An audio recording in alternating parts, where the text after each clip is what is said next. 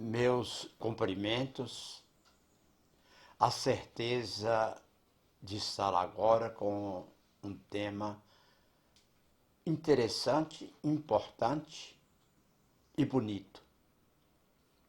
Jesus, modelo e guia.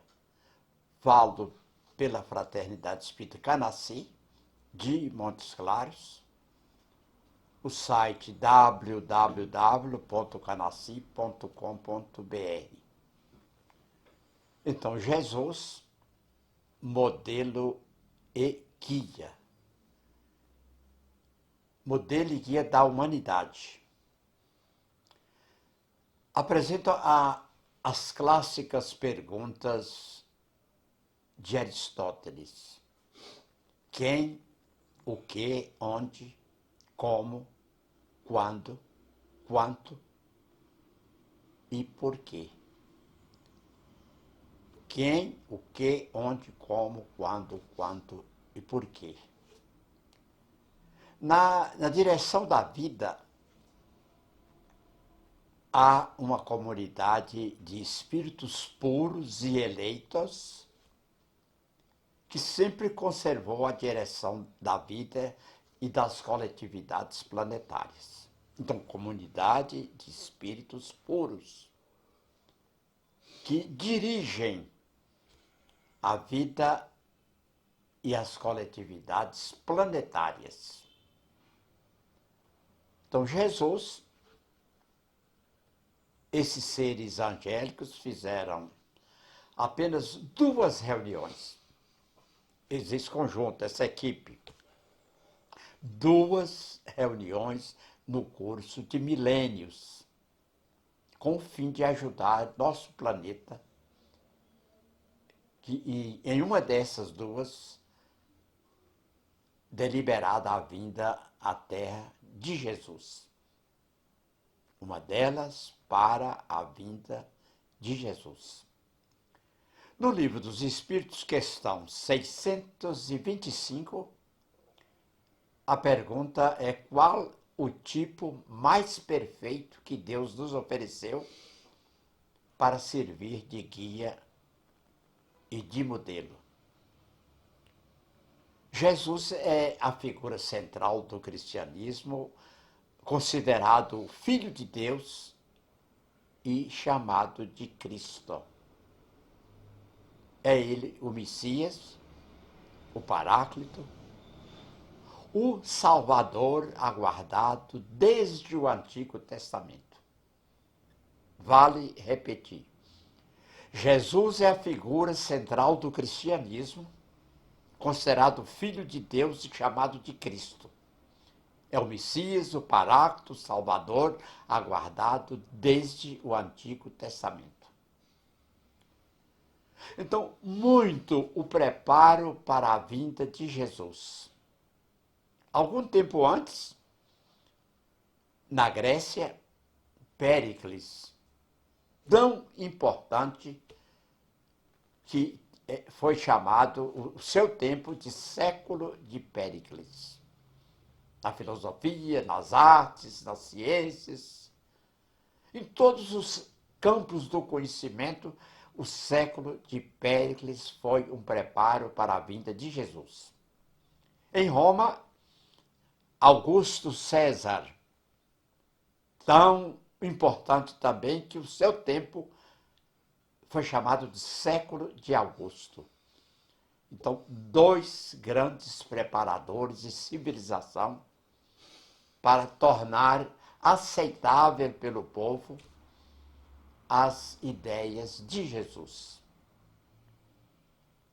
Há também, pela citação bíblica do Velho Testamento, a vida de outro predecessor. Então, apresento os pais do precursor, que é o sacerdote Zacarias, e a sua mulher Isabel, que era prima de Maria de Nazaré. Imediatamente antes de Jesus, o precursor, João Batista. Quer dizer, ele veio diretamente no espaço e no tempo, no mesmo local de Jesus, na mesma raça, parente de Jesus, João Batista, ou João o Batista. Então, o episódio da concepção e do nascimento de Jesus. Importante mensageiro que é o anjo Gabriel. Anjo Gabriel. Gabriel quer dizer homem em hebraico. Espírito de asas, porque os pintores do Renascimento tiveram a deliberação de colocar asas em anjos. Anjos são espíritos. Nenhuma necessidade de recursos, porque não é questão física. Então, esse importante mensageiro, que é a palavra anjo, quer dizer exatamente mensageiro, que foi o Gabriel. Então, quais foram os educadores? Todas as pessoas, em qualquer época, têm que ter os seus educadores.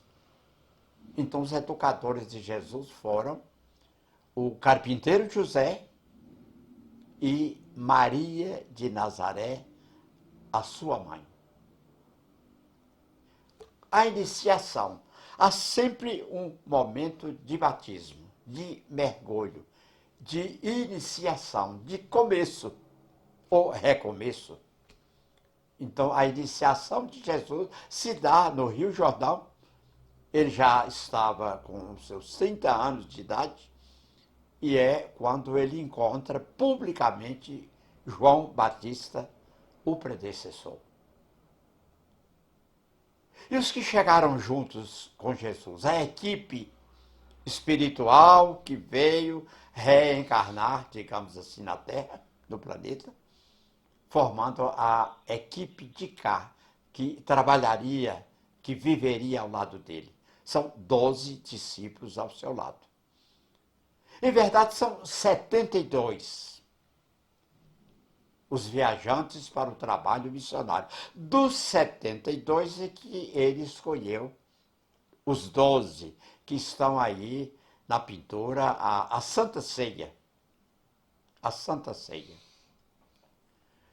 As mulheres, Maria de Magdala, Marta e Maria, Maria, mãe de Tiago, a samaritana, que não tem nome, a mulher hemorroíça, também sem nome, a viúva de Naim, que é mencionada só o marido, a filha de Jairo e a sogra de Pedro. Está vendo aí, são mulheres nominadas com nomes e outras que vieram anônimas. Maria de Magdala, Marta e Maria, Maria mãe de Tiago, a samaritana, a mulher hemorroíça, a viúva de Naim, a filha de Jairo, a sogra de Pedro. E os homens, os contemporâneos, Zaqueu, Cornélio, o centurião, Simão, o sirineu, os essênios, um conjunto, praticamente um povo, o povo essênio, Herodes, Anás, Caifás, Pilatos, Dimas, o chamado bom ladrão, e Barrabás, que estava também lá na crucificação. Os que chegaram depois. Antes João Batista, os durante eu nominei, e agora os que chegaram depois. Ananias e Paulo e Lucas, o terceiro evangelista, o doutor médico Lucas, de origem grega. Os que fizeram história, a figura marcante de cada época. Então, há aqueles mestres que chegam no momento e no lugar certo. Então, cada época tem a sua figura marcante. Moisés, rei Davi, rei Salomão, filho de Davi, Alexandre o Grande da Macedônia, Júlio César, imperador de Roma, Cláudio Ptolomeu, muito importante cientista na história do mundo, Nicolau Copérnico, outro grande cientista, Carlos Magno, já no século VIII, É o homem que desenha, digamos, a Europa. Ainda há trabalho seu na civilização do século VIII, que persiste no continente europeu. Francisco de Assis, a perfeição moral, de trabalho, de bondade, de humildade. Dante Alighieri, que vai ter uma influência fundamental na questão religiosa, porque com a publicação da Divina Comédia, em que há céu, inferno e purgatório. Galileu Galilei, que vai criar o telescópio, a luneta solar, e que vai dizer que a Terra movimenta por si mesma. Condenada à morte, consegue salvar, mas no último momento de vida, ele diz, e por si move. Quer dizer, ratificando que a Terra realmente movimentava por si mesma. Michelangelo, o grande pintor do Renascimento, principalmente da parte de Roma, do Vaticano. Grande Michelangelo.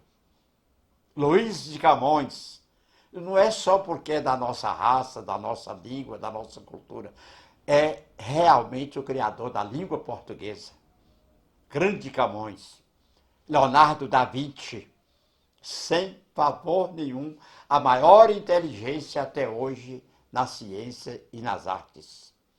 William Shakespeare, digamos assim, o criador da língua inglesa, aquele que colocou a língua nos seus trâmites normais. Cristóvão Colombo, o descobridor da América. A ele só uma homenagem na América do Sul, o país que é chamado de Colômbia. Martim Lutero, nós já estamos no 1500, sabe, chegando ao século XVI. Lutero é a figura mais importante da liberdade humana. É ele que um simples frade enfrenta o poder de Roma. Preso, traduz o texto bíblico para a língua alemã e aí tira do poder total de interpretação religiosa o texto bíblico e o entrega ao povo moderno. Do alemão, parte para todas as línguas, hoje já chegando possivelmente às 3.000 traduções em línguas e dialetos diferentes. Lutero, Martim Lutero, podemos chamá-lo de o pai da democracia. Charles Montesquieu, que é o criador, digamos assim, da Constituição, da moderna Carta Magna das Constituições dos países. George Washington, o grande maçom, o grande pensador, a grande inteligência, a grande moral, o homem que libertou, deu liberdade e independência aos Estados Unidos da América do Norte. Primeiro presidente dos Estados Unidos. Figura importantíssima na história do mundo. Napoleão Bonaparte. Grande Napoleão, reencarnação do grande Alexandre, de Alexandre Magno. Veio para resolver os problemas do mundo. Unificar o pensamento, as artes, a filosofia, as leis. Mudar tudo. Não terminou a sua missão. Abraham Lincoln, grande dos maiores presidentes da história dos Estados Unidos, o homem que fez a libertação dos escravos americanos. Allan Kardec. Allan Kardec. Quando quando Napoleão Bonaparte, que é Alexandre, não conseguiu resolver ou cumprir sua missão, aí o mundo espiritual, aquela equipe espiritual que reuniu apenas 2 vezes, resolve também mandar agora o grande missionário, o que viria a revolucionar tudo, mudar o pensamento humano. Muita gente pode achar que eu esteja exagerando, mas as leis, a filosofia, os princípios, a moral, tudo que foi modificado está nele, no Pentateuco Espírita. É ele o revolucionário do pensar e repensar a vida no planeta Terra. No Brasil, o grande missionário foi Dom Pedro II, de Orleans e Bragança, filho de Pedro I, pai da princesa Isabel, que fez a libertação dos escravos, a abolição da escravatura. Duque de Caxias, o maior dos militares, o homem da guerra, da revolução, mas da paz. Vencido o inimigo, ele chamava para o acordo e recompunha, garantindo a territorialidade do Brasil. Luiz Alves de Lima e Silva, Duque de Caxias. Vladimir Lenin. Por que Vladimir? Porque ele é que traz realmente o pensamento do socialismo, que vai organizar ideias de esquerda, em que tudo é baseado nele. Certo ou certo, receba ou não como correto, acompanhe ou não o seu trabalho, não pode ser esquecido, porque foi um cérebro importantíssimo da sua época. Mao Tse-tung, da China. A China era uma escrava das civilizações europeias ou do Japão. Quem mudou, década de 40, de 50, foi ele, Mao Tse-tung. Matou milhões. Ninguém pode dizer que foi uma alma do bem, mas começa a organização chinesa, é com ele. Winston Churchill, o de frente com Adolf Hitler, o homem da Inglaterra, e que disse aos ingleses: não vos posso dar mais do que sangue, suor e lágrimas. Grande Churchill. Charles de Gaulle não se abaixava para ninguém, para nada. Enfrentou o mundo. Tendo que sair da França, voltou vencedor. Grande Charles, juntamente com Churchill. Mahatma Gandhi, o libertador da Índia, que fez a independência, da paz, do bem, da luz maior, uma das figuras mais importantes do último século. Juscelino Kubitschek no Brasil, mineiro de Diamantina, nosso vizinho de Montes Claros. Grande governador, grande presidente, construtor de Brasília. Mudou o Brasil com suas novas rodovias, com sua nova dimensão nacional. Che Guevara é a grande figura argentina na Revolução Cubana, em que acabou morrendo na Bolívia, mas as suas ideias, o seu trabalho, a sua noção de valorizar a coragem e a questão de liberdade, no seu ponto de vista, é claro, nem de todo mundo, mas não se pode esquecer a figura de Che Guevara. João 23, grande Papa do Concílio Vaticano II, eleito pela idade para que pudesse passar depressa o seu mandato, revoluciona tudo com seu adornamento. Depois dele, a consolidação dos entendimentos cristãos.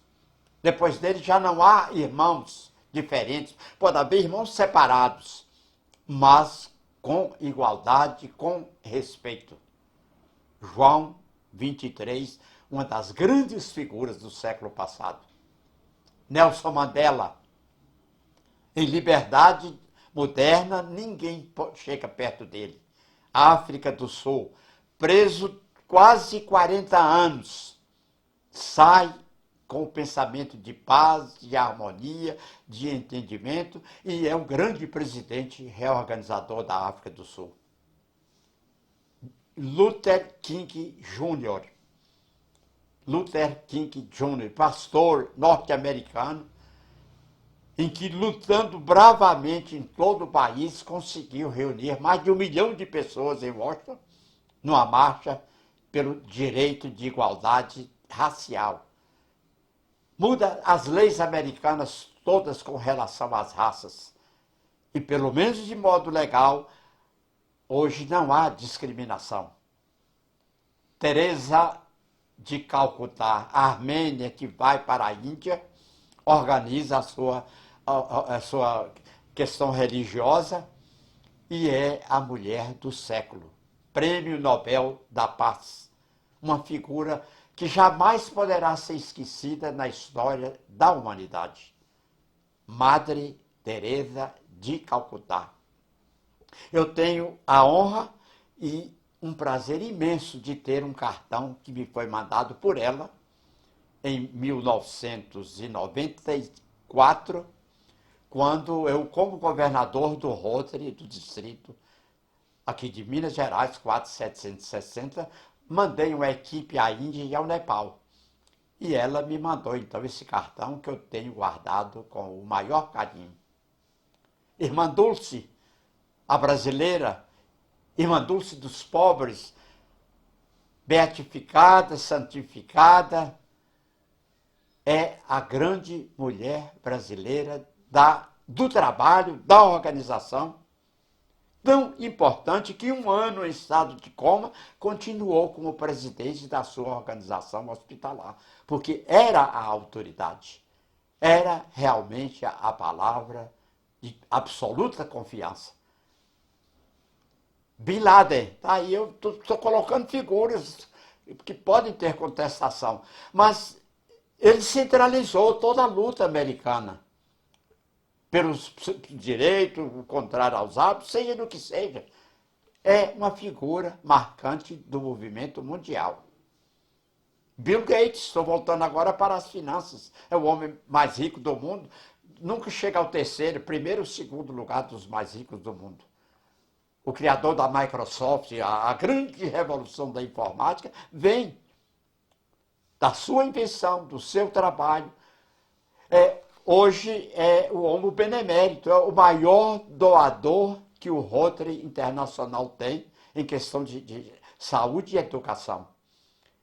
A erradicação da poliomielite é devida praticamente, em grande parte, a ele. Mais de 50% do trabalho mundial vem dos recursos que ele dedicou à Fundação Rotária para o combate à doença poliomielite. Barack Obama, por que Barack Obama está aqui, o grande advogado, o intelectual, o homem de Chicago? Porque é o primeiro presidente negro dos Estados Unidos. Um mandato com muita responsabilidade. Um mandato realmente inteligente e com uma visão de mundo muito marcante. Papa Francisco da Argentina, o primeiro Papa fora da Europa, de língua espanhola, de longe, revoluciona o pensamento humano com as ideias realmente de valorização da criatura humana. E, em momentos decisivos, eu volto atrás, Moisés, da primeira revelação, que tira os escravos hebreus do Egito, ou tira os hebreus escravos, pode falar escravos hebreus ou hebreus escravos do Egito, e os leva à formação de uma nova vida em Israel. Paulo de Tarso, que veio um grande perseguidor, um criminoso, podemos dizer assim, que uma vez convencido na estrada de Damasco, é a figura principal do cristianismo.